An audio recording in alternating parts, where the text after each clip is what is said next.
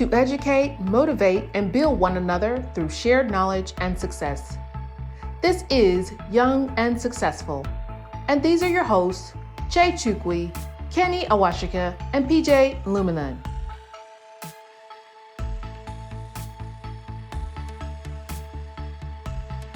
Welcome back to the YAS podcast, ladies and gentlemen. Our mission is to educate, motivate, and build one another through shared knowledge and success. We talk to people who are out there grinding or have attained a level of success in what it is they do, and they share their knowledge and experiences. We learn from it, and we are all better for it. Our guest today is the founder of Black Oak TV, Mr. Uzos Background. He is a University of Columbia alumni. He worked at Google and YouTube for the past 7 years and spared some of his time to Inc. Magazine, ESPN, and CBS Sports. Ladies and gentlemen, we know further the founder of Black Oak TV, Mr. Uzos Background. Thank you for joining us today, sir. Thank you for having me. Appreciate it. Absolutely. Before we jump right into things here, Kenny and I record a crypto podcast. And at the end of that podcast, I had somewhat of an outburst where I said something along the lines of, to the Black young men out there, rapping, football, and basketball are not the only ways you can be successful. Rich was a specific word I used, right? But when I was saying that, right, what I was thinking about is about people like you, right? Like myself and Kenny and many other extremely successful Black people I have met that many of us do not see on a day-to-day basis, right? So when we found out about you, it was absolutely a must. We had to speak to you, pick your brains a little bit and find out what drives you and find out a little bit more about you. So would you give us a little bit more background on yourself? Yeah, I would say the very early days, I am a Texan through and through, so I can cope with you on that from Right. Austin. I spent a lot of my childhood in Maryland and DC as well, but Texas is where we ended up and moved to New York when I was 18. Just Right. fell in love with the city and while going to school here. And at the same time, I think it was the first realization that I was really interested in media and entertainment. I had always kind of grown up doing a lot of writing, doing a lot of creative stuff, but didn't necessarily tie that to a career. But once I got to New York and had some internships at Viacom and then at a independent music publishing company, I started to see there's a lot of opportunity and fun and excitement around content and you don't even have to make it. And so I got really excited about just the business of content, the business of media. And since I graduated, just been working on it in some form or fashion. So I started off as a journalist, working at Inc. Magazine, as you said. That took me to ESPN, still doing journalism on the sports side. And then I ended up at CBS, where I really was, basically there doing sports, but we got really close to the digital end of things at that time. That was around 2008, 2009, when social media and even digital video were really starting to eat the world. And I just got enraptured in that and ended up starting my own online sports blog network. And that just taught me a lot, just running that as a very, very small business. And that led to an opportunity to do some consulting in the digital world. And that was something that I hadn't even really thought about and didn't even know that I was developing those skills while I was running that blog network. But because I got that opportunity, I got exposed to a lot of cool companies. I was, doing a lot more projects with executives. And I was realizing here I am, 25 years old or whatever it was, had, basically taught myself all of this stuff.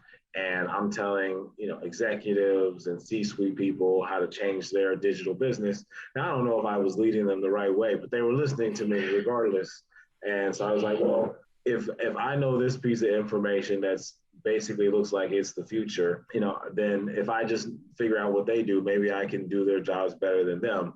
And so I tried to figure out, how can I get into the business side of things. So that led to me going back to school, going back to get my MBA.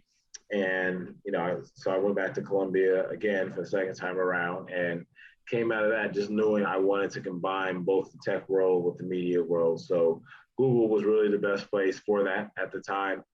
So I ended up at Google, quickly moved over to YouTube and just really was immersed in content and digital media and really just trying to learn as much as I could, do as much as I could for the partners and folks that I was working on behalf of. But throughout all this time, I always wanted to do something for Black people. Like, as someone who got the chance to go to an Ivy League school, coming from relatively humble beginnings, like I wanted to give back as much as possible. And, thought for me, one way to do that, among other ways, hopefully, but one way to do that was to create Black content and to give Black creators opportunities, to give Black viewers something that they can see that's meaningful and can really enjoy. And, it really goes back to my time growing up in the 90s, where I saw a lot of what I felt was a lot of Black content on TV at the time. In hindsight, it wasn't that much, but it felt like that at the moment. And so, yeah, I wanted to fix the issue out there, which is that there's just not enough Black content. So it was always in the back of my mind, but eventually, I decided to pull the plug on YouTube and branch out and do Black Oak TV. And that's kind of what brought me to where I am today. That definitely packs up a punch there. Definitely a lot of stuff you've given us there, but there's a few things that I would definitely like to just roll back and touch on here a little bit.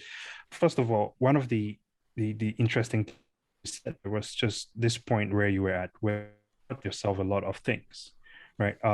For you, what would you say is that driving factor, right, that allows you, or what was it for you that made you be so driven to want to learn all of these things and keep pushing to the point where you are right now, right? Because for you could create content, anyone, you could pick up a camera and record videos, but you didn't choose to do that.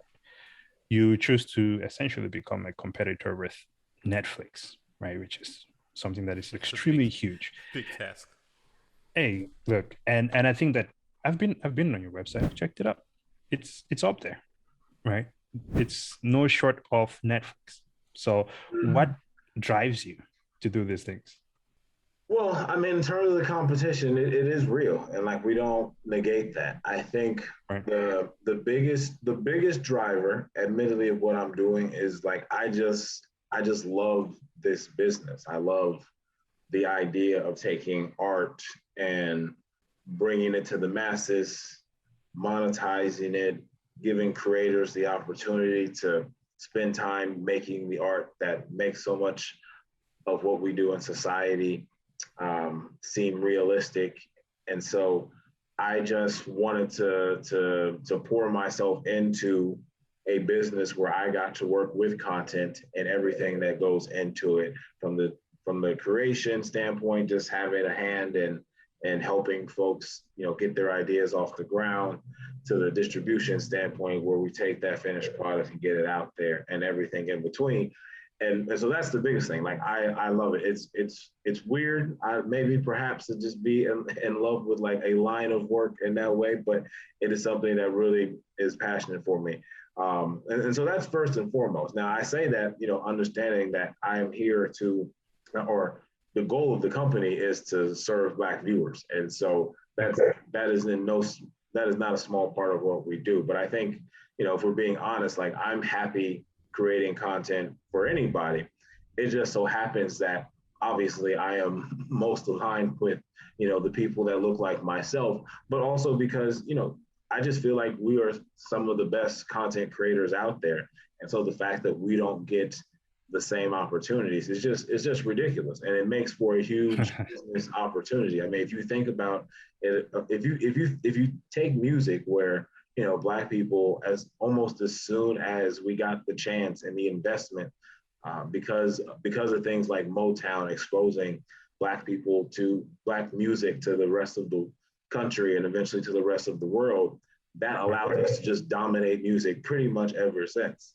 And I think that we haven't had that same opportunity in TV and movies, quite frankly. We haven't had a company come along and say, hey, we're not just going to give you the opportunity to make good content or content, period. We're going to give you the opportunity to make the best content. Like that's what Motown was. They got Black people, they got the best performers out there, and they tried to make them into the best artists possible. And that's what they made. They made the biggest hits in the world.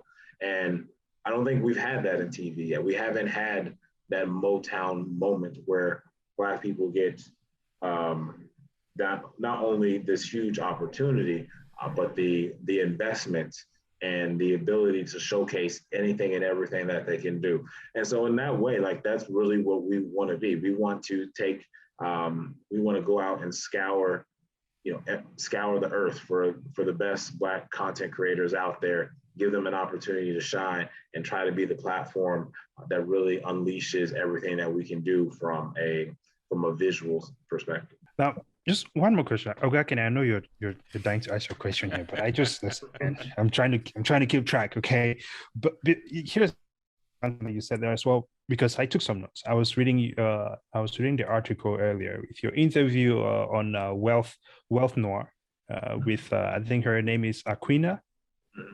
I was reading your article there, and you said a couple of things in there that were interesting. One of them was the disappearance of the Black TV shows right through the 90s. I remember growing up, there was Fresh Prince of Bel-Air, Cosby at the time.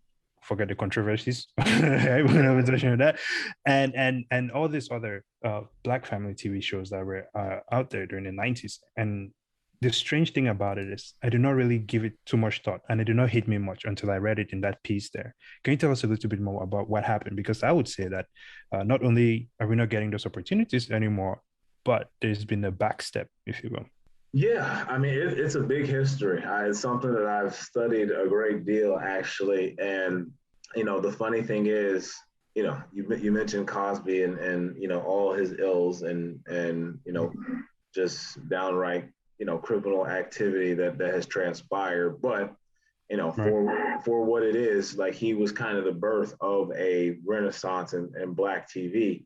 The Cosby Show in the 80s, set a fire to the world and showed that, hey, a Black show can actually do well, not just with Black people, but for the entire country. And so you had a lot of copycats come in the 90s and say, hey, if it's working for the Cosby Show, let's do that too. And, Fox was one of the biggest copycats out there, and that was producing tons of Black content to try and build up their ratings. And you saw it happen across other new channels that launched, tried to get into the game as well, UPN, WB back in the day. So, but they all went away basically, like once everybody kind of grew their audience, grew their ratings, like, okay, that's great. We have people coming on a regular basis. Let's flip it. Let's go after a bigger audience. Let's go after the mass audience. It was an opportunity to leverage the success they had to go after the masses. And that just simply left Black people behind. Like they pretty much stopped focusing on making Black content for, another 15 or so years. And, you say we've taken a step back. And so we definitely took a step back after the 90s. And I would say for the next decade and a half. And certainly over the last 5 years, we've seen more attention paid to this subject. We've seen some more investment there. But I think the problem remains that businesses are businesses. And when you have Netflix, which has certainly done a lot to commit to Black content relative to their peers, certainly, although I think in the most recent studies they've released, they still have a long way to go to get at parity with the population. But they ultimately are trying to become the biggest service in the world. And to become the biggest service in the world, you have to go after the people that have the disposable income in large numbers. And around the world, just factually speaking, that's not Black people, right? Like even where we do have income, it's generally not a huge population in comparison to white people around the world or Asians or even Latinos. I know that breaks down into many different groups, but so it's just, from a business standpoint, if you look at Netflix, if you look at the last time they went to the Emmys, almost all of their Emmy nominations were for shows that did not feature Black cast, that did not target African Americans, because the investment behind what they're doing has to go to the things that are going to yield them the most financial success. And I don't blame them for that. Like that's that's business. They have Business some decisions. yeah, and again, they have some well-intentioned efforts on creating great content. So they're certainly trying. But for us to get the true recognition, we want to get the parity, we want to get investment in the shows so that we have some of the highest quality stuff, so that we don't have to wait, 7-8 years for a Black Panther to roll around for us to have something that is, top-notch production investment. Then you have to have a company, a business that its number one priority is to serve Black viewers.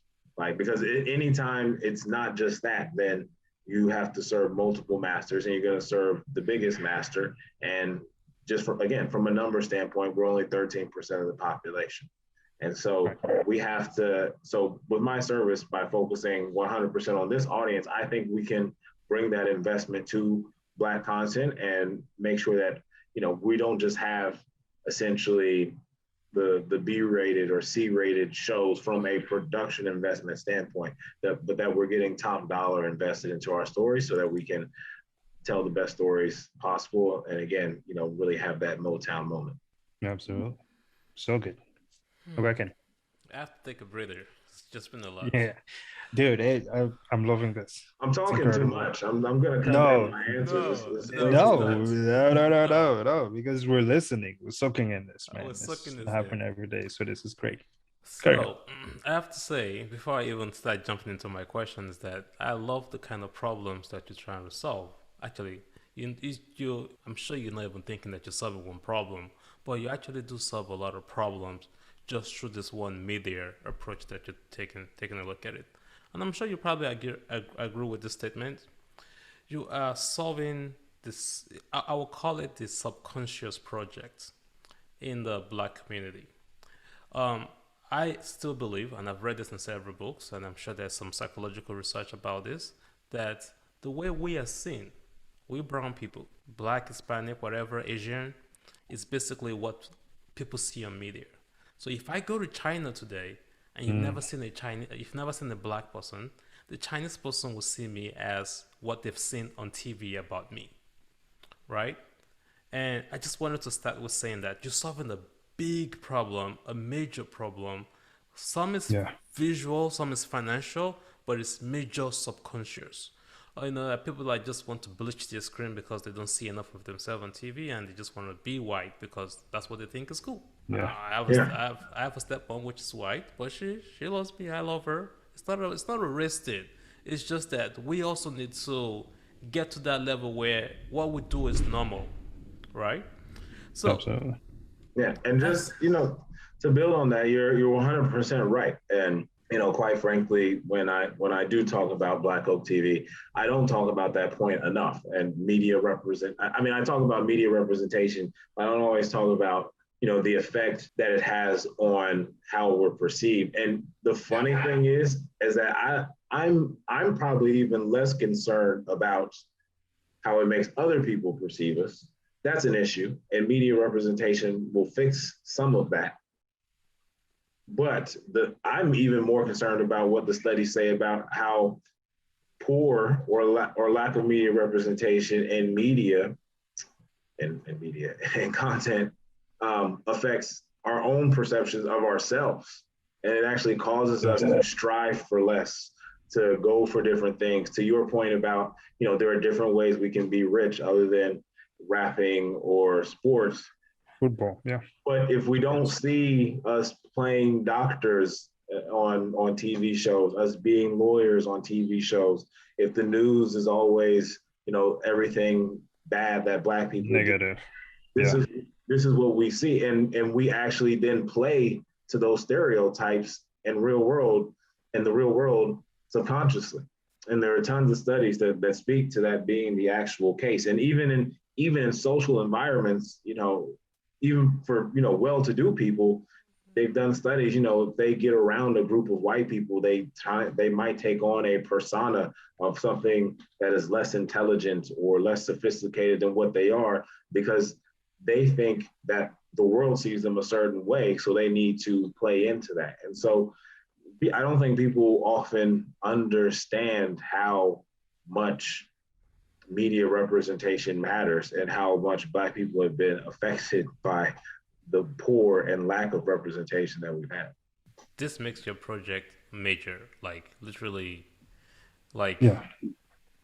Steve Jobs kind of major. Yeah, Way I bigger think than I that. think hey, I think you that's definitely something that because I didn't give that deep thought, but that is a major change. That's a change in society because companies spend a lot of money and research in psychology on how to influence people through media. So I think it would only be fair that we also spend and invest in media for our own improvement. So Mhm. that's totally a good thing, right? But so tell us, so far, Black Oak TV, right, as an My entrepreneur. man didn't get his question. He Oh, didn't get his wait, question. He just Kenny, came right in my there. bad, man. Come Look, man, I on, have come 1,000 on. questions, You're man. hogging the Dude, mic. hey, Kenny, go ahead. Dude, go ahead, Kenny. I'm sorry, dude. I'm excited This for is this. Do you know how long I've been waiting for this one? so this is all kind of coming full cycle because I'm not sure if you noticed when she asked you earlier that how did you even get to media? Like what got you going? Because again, your environment or what you see or what you know is basically or your mind's like something creates or generates what's in your mind to get you to run after projects like this. That was one of the reasons why we asked that question initially. Because you just don't see a lot of black folks. A lot of black folks want to be the rapper or the musician, the guy doing the hard labor. But you're like, no, let's sit to the back and be the executive and create and direct and like like you are in a position to strategize the future of what black community or a black mindset should be like. You might not know you're doing that, but you can change minds. You can change way kids think before they even become a teenager based on what you were doing, based on the content that you were putting together. Well, let me say this first and foremost. I don't have the talent to do all those things, so that it made it easy for me to not choose those paths. I think I tried. I was a writer. I was doing writing. I played football in college. So I wanted to be in the NFL. So listen to everybody that's listening. You should try to be a football player and a rapper. And try it real fast. So figure out if you're any good at it, and so you can pivot to something else. But it's better. It's better than being a businessman, I'm sure. So there's nothing wrong with it, but you just have to have a backup plan, I think. And yeah, so don't get me wrong. Like I wanted to be, in front of the camera like a lot of people, but I didn't have the talent to do it. So I settled for this. But I still love it nonetheless. And I think again, it just comes from a really good appreciation for the art of filmmaking and TV writing. I grew up watching probably way too much TV, and I don't think I ever considered it as a career. Like I probably considered like writing books because that was something people knew of. Maybe even trying to think of other media careers. Journalism was certainly something that I had thought about, but I never really understood like entertain. Did somebody's job to make sure like all this creativity that happens on TV, that happens in movies, actually gets made, gets financed, gets in front of people.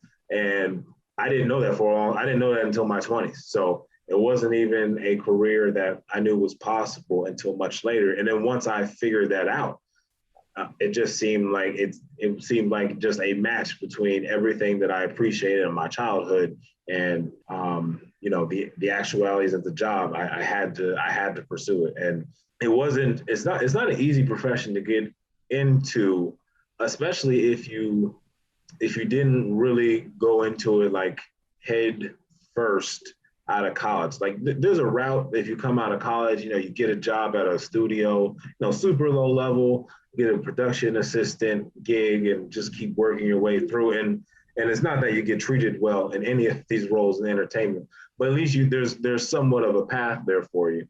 But in my case, I ended up in journalism. It was a big pivot to get into media management. And so again, it was just a lot of learning on my own. And the more I read, the more I saw, the more I studied, I just got more and more attracted to the different things that people are doing to make things happen. And so, that's why I admire even what you all are doing with a podcast. Like, you all are running a media business where you create the content, you distribute the content, you market the content.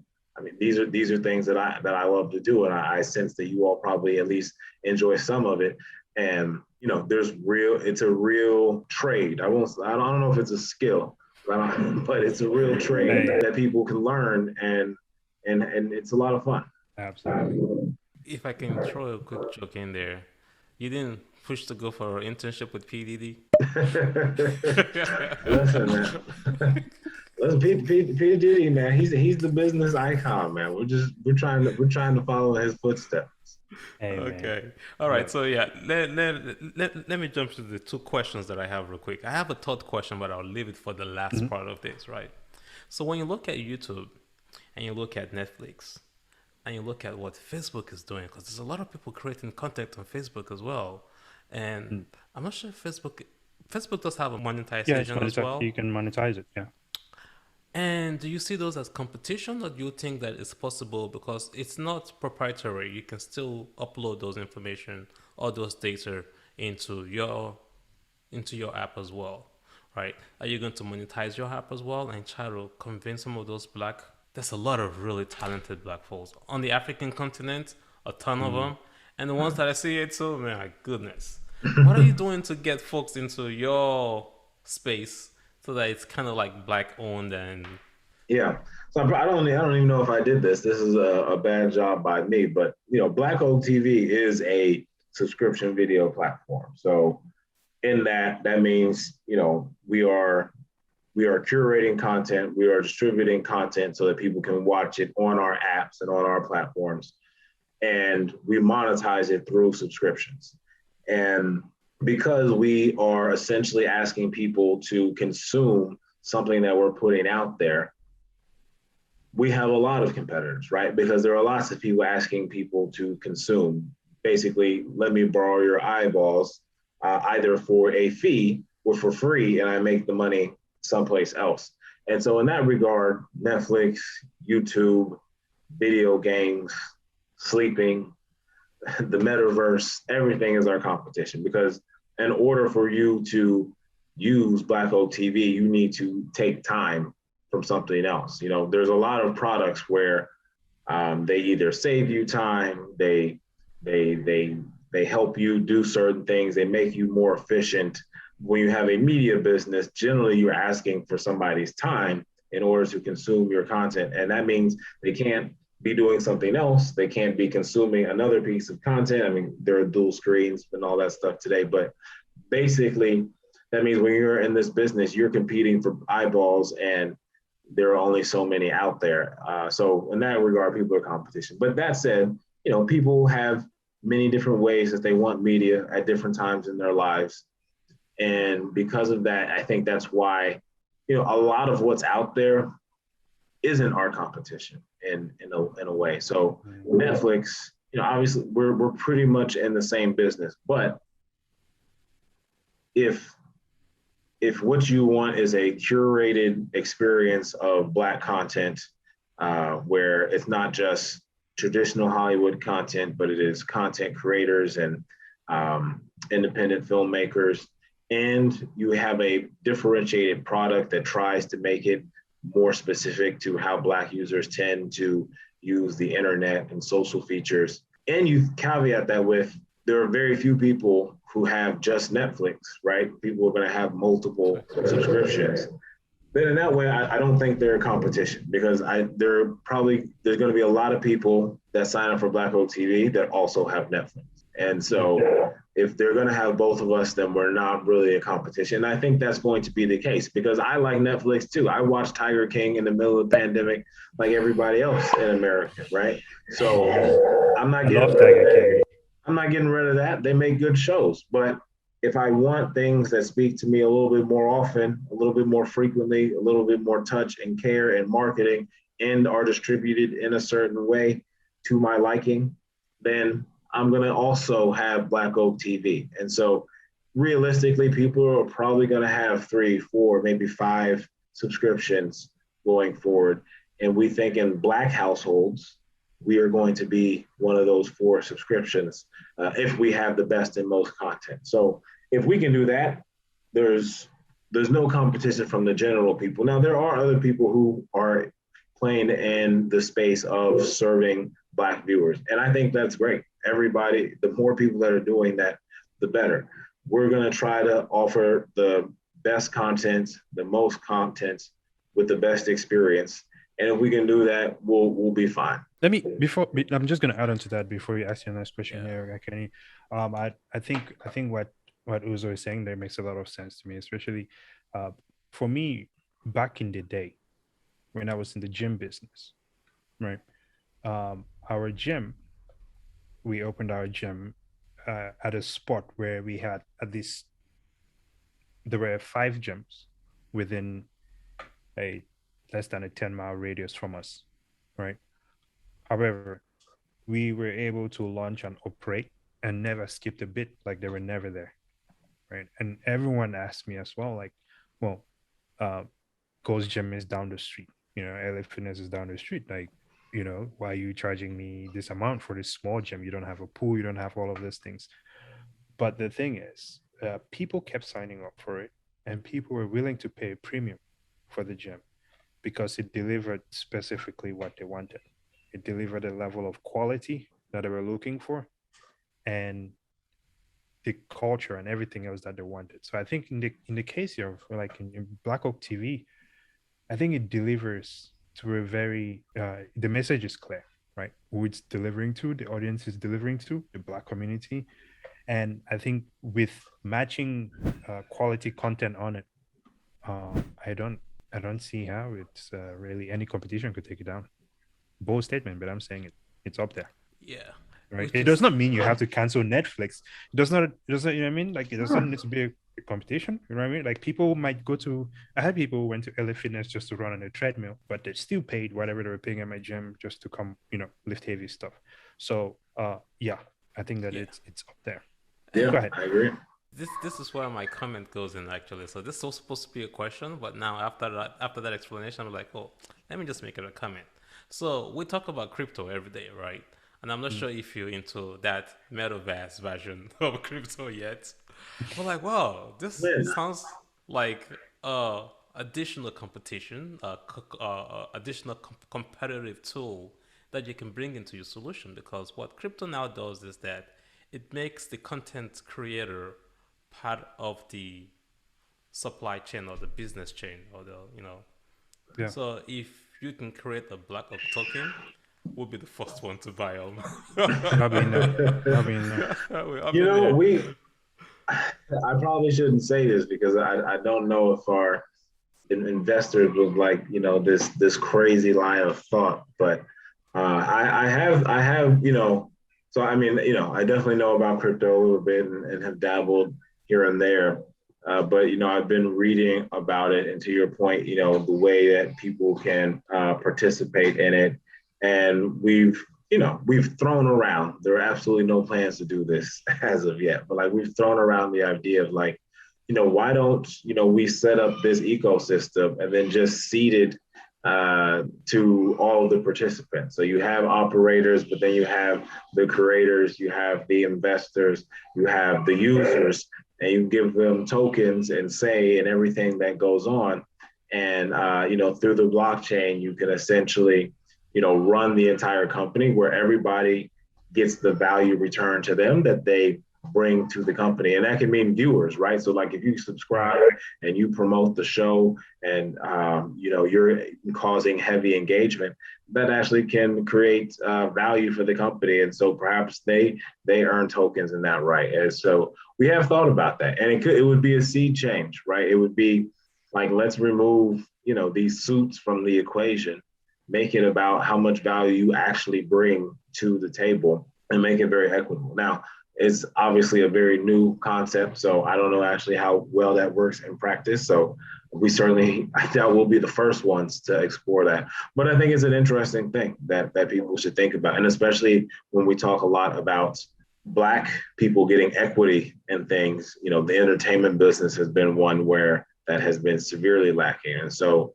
if something like that can bring about a solution that starts to change that, it's certainly worth thinking of. Hey, that's the conclusion of the matter. It could be. It could be. That's why we thought about it. It's like, wow, like what if we did this? Because none of the major companies cede control like that.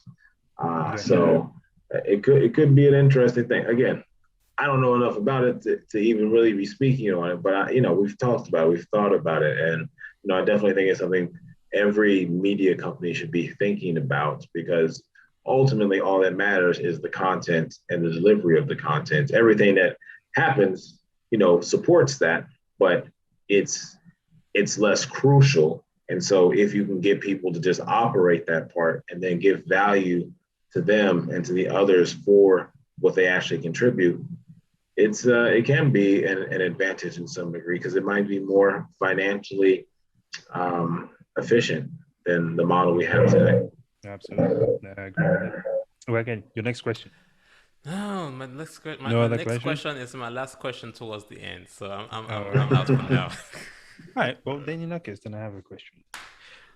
It's simple. For what would you say throughout this journey? What would you say has been the most difficult experience for you, or the most difficult, I guess, step? What is the toughest thing for you that you've experienced in the entrepreneurship business? Can I say entrepreneurship business? In your entrepreneurship career? There we go. Yeah. Out of words. I think it's so early. Right. So, I'll admit I haven't had anything that's like super interesting in regards to like it being tough on us. And to some degree we're fortunate, but to some degree I think it's just early. Like there hasn't been enough time for something to go egregiously wrong. So like, yeah, there are ups and downs. There are good days and bad days. And, I'm a pretty mild-mannered person, so I don't let those things affect me too much. With fundraising, for example, obviously lots of ups and downs. Like you get a lot of no's. But if I'm being honest with you, I knew that. Like everybody tells you that. And I think people underestimate it. And I didn't underestimate it. I was like, well, they're probably gonna get a lot of no's, and that's fine. Like don't sweat them. And yeah, they sting every time you hear them, but you try to roll them off your back and keep going. So that was hard, but I wouldn't say something that really knocked us down, and we succeeded in the end too. I would say the biggest thing, outside of just trying to grow the company, and that's always tough, right? Like as a startup, or at least with my startup, we never feel we're growing fast enough. We're not reaching enough Black people. We're not making enough content fast enough. So that's probably like the business issue. But I think more so on a personal side, it's really just about time management. And I was really good early on. I was really good before we launched in February. I was managing time. It was a pandemic as well, so it seemed like we had more time in the day, at least than we had for the years past. But as soon as we launched, there was like this flip of the switch where it's like, oh, we got to fix that, and we got to grow here, and we got to market there, and we got to change this on the site. And everybody says, this thing sucks, so you got to fix that. And so it just, time management just got out of whack. And honestly, it's probably still out of whack. So that's something that, I think I struggle with now, is just trying to get that balanced and working right. And not to the detriment of my health, because I think what it is like I've balanced the time, but it's meant I've taken time from other things, and that's not good. And so I need to try and claw some of that back, try to really only focus on the things that matter, and do better. But we're a 2-person team, so I can't. People say that you should spread out the work. I don't have anybody else to spread it to. I can't delegate yet, but hopefully soon we will. Love it. So I don't have the solution to the time management thing, but I would throw out the idea of what I think is going on out there or what I think happens. The time management thing, we may never get that under control. It's just, I think that's just what it is. If you're an entrepreneur, if you're busy, if you're getting after it, everything is going to be coming at you. However, I think that over time, with prioritization, you start to, well, prioritize the things, right? And some things we just have to wait on you instead of you running after everything. And I think that there was a period in time when I kind of experienced some of that, or at least I saw that crossover. And I started to realize that there's a time for everything. First of all, there is that. And everything is always trying to happen at the same time. So you just have to make that time for everything. But not a solution, but that's just, the little wise words that are now in my head as I age. You know what I'm saying? Yeah. Yes, we got them. We got all of your wise words there. Appreciate it. Yeah. Hey, it's just yeah, but no, I think that's I think that's pretty incredible. No, it makes sense. It makes sense. The mindset of just continuously pushing, right? Even though no matter what is happening, I think that that's very important, and I think that that's really what makes the difference between making it to where you're trying to go to and not. I was gonna say I can relate because how the heck do you keep the wife happy, keep the kids happy, and run the startup at the same time? And the biggest part that you kind of eased over was that you had to quit your incoming 2 weeks bi-weekly or whatever paycheck. I'm not to do this to actually go in and do this thing full time. And there's just that tension that you have to feel or you have to go through with your partner or think about, okay, how am I going to provide for my family in general? It's a lot. And when we talk to people trying to start a business or trying to do the transition, we both have transitioned out and started the business, and we're back doing both right now and plan to transition back to doing the business full time. We know it's a very difficult step. They call it taking the leap or taking the jump or whatever it is. Can you tell folks out there how to overcome or how you overcame it and how things are going for you now? Because it's not an easy journey. Yeah, I mean, I think there are two ways to go about it. I think there's one, you just go all in and you figure it out. And there's a lot of people that have had success with that. And I think today's tools and software out there make that very possible for you to just say, hey, I'm going to go for it. I'm going to scrap. I'm going to use a little money I have. I'm going to borrow, put some stuff on some credit cards. And you can build a very good business from very little money these days, just leveraging the internet and being scrappy and trying to be a little bit ahead of the curve. That's not the route I took. I think if I start another business, that'll probably be the route I take.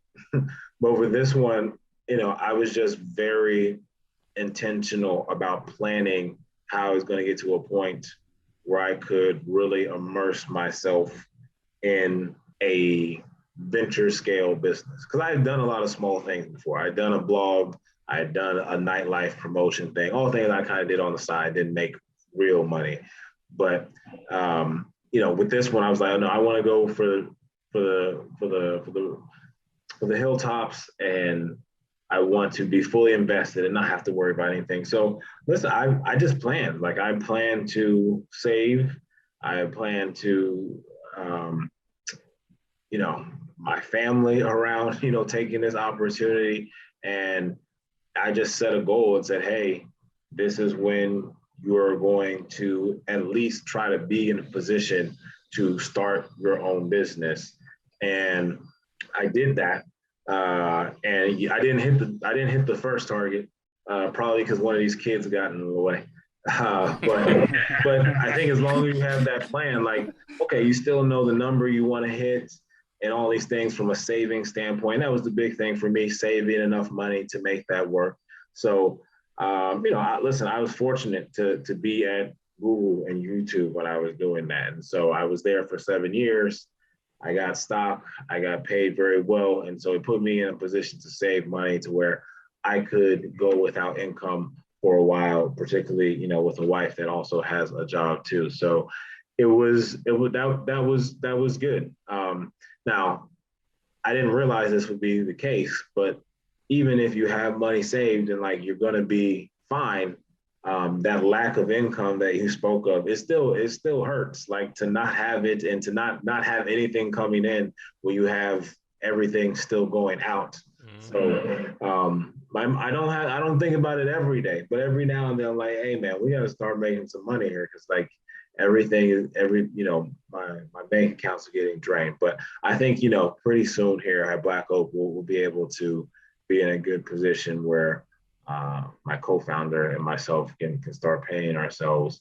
But again, for us, it was just like let's make a plan to where financially this is a viable idea and it won't hurt too much. But I sacrificed time in that. I probably should have launched this business 3 or 4 years ago. So, but I did what I thought was right for me at the time, and now I feel good about it, and we still have a good path ahead of us. And I think the key word there is saving, discipline, getting yourself in a position where you can make the move. And I think I did that. I believe Shay did the same thing as well. It Absolutely. helps. Your idea of success, what would you say? What does that look like for you? To be honest, we wanna be the the Black Walt Disney. Like we want to be the place that when you think of amazing Black content for kids and adults and superheroes and awesome Oscar-winning movies. Like we want to be that place. And then on top of that, it would be great if we could have, a theme park in Atlanta or DC or something like that outside of a very Black neighborhood. Um, so that's the goal, to be in our mission, we say we want to be the place with the most and best Black content. And it's not just TV, it's not just film, it's not just things on a screen or on a device. We want to provide content in all ways, always.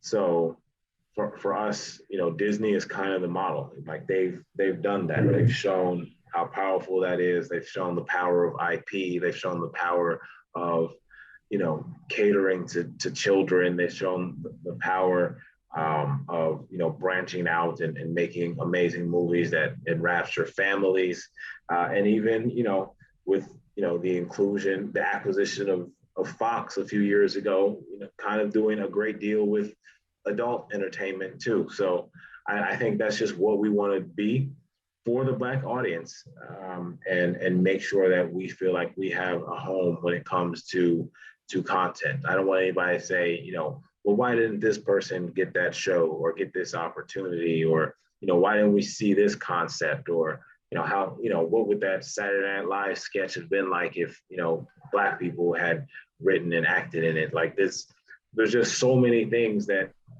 we should be contributing to where we don't get the opportunity. I want to make sure that we can provide that. Absolutely. I can already see it. All right. So here comes my last question, right? So there is this thing in the venture capital startup world where people get in there, right? And the project becomes a unicorn or it has some level of success. And what they do is, hey, I've made it. This is so much stress. Let me just sell. That was the days where BET and MTV captured the mindset of a lot of people, a lot of kids. I didn't think as a kid watching BET that it was capturing Black people in the best image. I still think a lot of TV shows don't capture Black people in the best image because that's why people see us crazy. So when you get to I that still get level, mad when a Black person is the first person to die in a movie. I just want to throw that out there. We all know it happens. Carry it. Just add that there. so yeah, that's a good point. So what I'm trying to figure out is this: you have to tell us now. We are putting you a blast.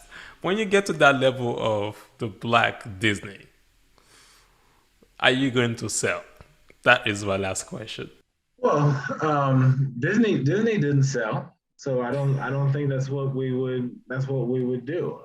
No, I mean, listen, if I answer this question honestly, the truth is like as the CEO, you have to do what's in the best financial interest of your shareholders, and that's the truth. But my opinion is, and I'll have to be convinced otherwise, but by numbers that would show otherwise. But my opinion is like this is a company that is best served by being independent and only having one master, and that being Black people. And so my vision, the way I see it today, is 100% to make this a standalone company that probably has an IPO that can return value to its investors, and ultimately be a public company that runs independently with, again, only one constituency in mind, and that being Black viewers. So that's my goal. Listen, I can't rule out the other possibility, but I can tell you that's not what I want to do. But I'm going to do what's best for the company and its investors and the people that subscribe to the platform as well. Because listen, we could be in a situation where the platform is not going to exist unless we sell, right? So nobody would want that. The subscribers probably wouldn't want that. So, but yeah, no, I want this to be Disney, and Disney is an independent company, and with that comes a lot of advantages, particularly in being able to decide who they want their audience to be, and being able to super serve that audience, as opposed to having a parent company that tells you what you can and cannot do, and changes your mission and changes your profit incentives and all those things. So I think I started this company. I think I said this at the beginning, like, because in order for this business to work, in order to become a company that makes the best and most Black content, you have to be 100% focused on it. And if there's a parent company that doesn't allow you to do that, I don't think that can happen. And so I don't really see us selling to anyone, but and so that's not my goal, and I hope that'll be the case. It's possible that you get an investor like Akon or Jay-Z or Diddy. I've seen them put together partnership or parent-child relationships or projects where you're still free to do whatever you want, but they just interject a lot of funds to be a big shareholder of that. And I think that's another approach or another way to kind of look into it as well. Yeah, I mean, listen, you can be a part of another company and have success. If I'm being honest, though, I don't think that works for what we're out to do. I just know that when you get into a bigger company, there was somebody, talking to me about this online that was saying, he was talking about X company and how they run independently, even though they're part of a bigger company. I was like, that does not happen with public companies. There is no independent leadership of a subdivision of a company. Like, yeah, it might work like that in theory. It might go like that in practice for a long time. But the second that the parent company decides that they can increase earnings by taking over the sub company's direction and changing where it's headed, they will do that because they have to, because they are beholden to their shareholders and their board. So any company that's run independently of its parent company, it's just a matter of time before that stops happening. And so, again, I think while people can be well-intentioned, it's just not how it ends up being in practice. And so for me, I think for the long term, we want to try and stay independent if it's what's best for the company. Good move, Chief. Yeah, I think the independence of Black Ops TV will not be compromised. I'll say that. Right. I like how you put that.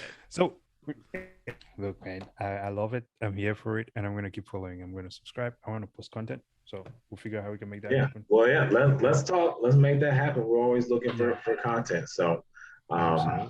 Yeah, we're all about it.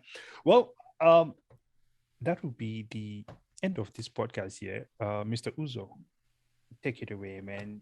10 to 15 I was about to say 10 to 15 minutes. 10 to 15 seconds, man. Go ahead and just tell the world, man. Tell the world what you're on about these days, what you're up to, and anything that you like to share. Just go for it. Yeah, So I'm just gonna keep. Oh, go ahead, Kenny. where they can find the app, where they can download, what they expect to see, and all that good stuff. Yes. We'll also be Yeah, adding all the links and all of that in the descriptions and things like that. yeah. I've talked enough, so I'm just gonna keep it simple and say, hey, people, please go check out Black Oak TV. We've got some awesome shows from some very cool, independent, up and coming Black creators making really good content. So if you go to blackoak.tv, you can try some of our episodes for free. Subscribe for $4.99 per month. We've got some really interesting dramas, comedies, suspense thrillers, sketch comedy shows. So check them out. I think people will have a good time. It's good content, and it's only going to get better. So if you don't like what you see today, we'll be better next month, and the month after that, we're adding content.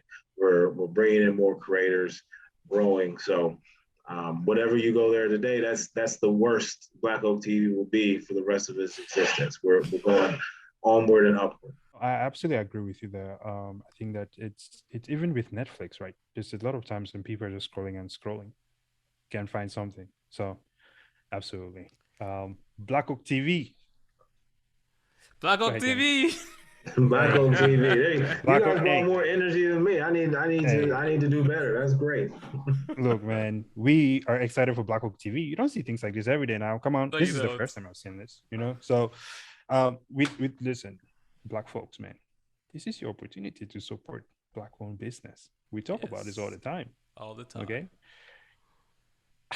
Let me not go there. I'll leave it alone. But yeah, but hey, until next time, Mr. Uzo, thank you so much for coming and kicking it with us for a little bit here. All right, thank you all for having me. This was great. Yeah, I truly feel inspired by this myself. And for me and for anyone else who is watching this and feels the same way, it's just inspiration to keep pushing, because in the entrepreneurship realm, you never know if you're going the right road or the wrong way. There's no one there telling you good job all the time. So this is it for me, man. Seeing other people were pushing every day. So thank you for just doing what you do. Thank you. Yes, sir. All right, until next time. Cheer from present out. Double O out. Uzo, you go. You're supposed to say Uzo out. Oh, I am. My bad. I didn't get the memo. No, I know. I'm out.